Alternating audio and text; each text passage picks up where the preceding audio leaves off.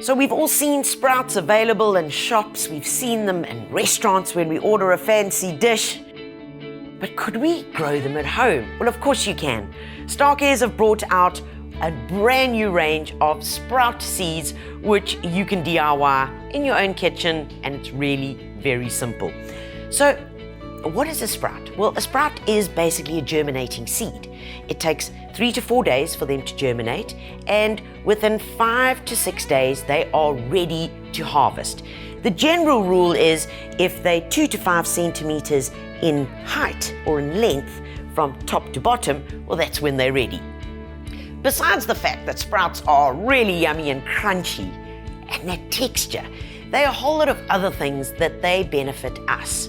Number one, they're super low in calories. Big bonus. Number two, they're high in vitamins and minerals. They're packed with proteins. They reduce cholesterol. They cleanse the body of toxins, and they're easy to digest. Like sprouts, microgreens are young vegetables. However, sprouts and microgreens are not the same thing. Sprouts are newly germinated seeds that are harvested just as they begin to grow and before their leaves develop. Conversely, microgreens grow from sprouts and they have leaves. When the cotyledon leaves, the embryonic leaves, have fully developed and the first true leaves have emerged, the plant becomes a microgreen.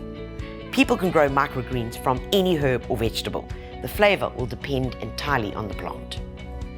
There are 4 available packets of sprouts in the Starke Ayres range. There's broccoli, which is tender baby broccoli plants as soon as they sprout. They're great for adding delicate balance and nutrition to anything from salads to sandwiches. Fenugreek sprouts have a seed hull that are soft and exceptionally fragrant. Fenugreek is a super nutritious sprout that is excellent in salads. Daikon radish are valued for their gourmet use as culinary accents and are known for their mild, spicy, earthy flavour. Alfalfa sprouts add texture and moisture and crunch to various raw or cooked meals. The shoots are thin and delicate, flexible and succulent with a crisp consistency. Being a Starke Ayres seed, you know that it is non-GMO. What does that mean? It means that the seed has not been genetically modified at all. And of course, your quality is guaranteed. Right, so how do we grow them? Well, it's really simple. You couldn't get easier than this. But take a look here first. Here are some that are 5 days old. And you can see they are just waiting to get crunched. Number one, you can see the little radicle. All right, and the radicle is what we call the root. There it's starting, and that identifies that it's a sprout. These are 5 days old, and any sprout can take between 5 and 10 days to mature, which means that you've got a fair window in order to munch them. So let's show you how easy it is to get these little guys growing to pack a punch for you. I'm going to take the broccoli. Now, broccoli, really good, full of nutrition and many uses. The first thing you're going to do, guys, is open up the packet of seed, and what I want you to do is just to give it a rinse. Pour it into a sieve and just give it a good rinse under some cold water. Once you've done that, get a jar, preferably one with a lid that's been cleaned and sterilized. If you don't have jars with a lid, you can just use a bit of cling wrap to pop over it. What this does by putting the lid on, it just helps to speed up the germination, which means that you get sprouts quicker. So we've got the jar. All we do now is pop our seeds into the jar, making sure that we get every single little one. Once you've done that, all I want you to do is add some cold water to just cover the seeds. You don't need to fill the whole jar up with water. Get the bits that are stuck on the edge, and that is more than enough. You can see that we're simply just covering the seed, and then close up the lid.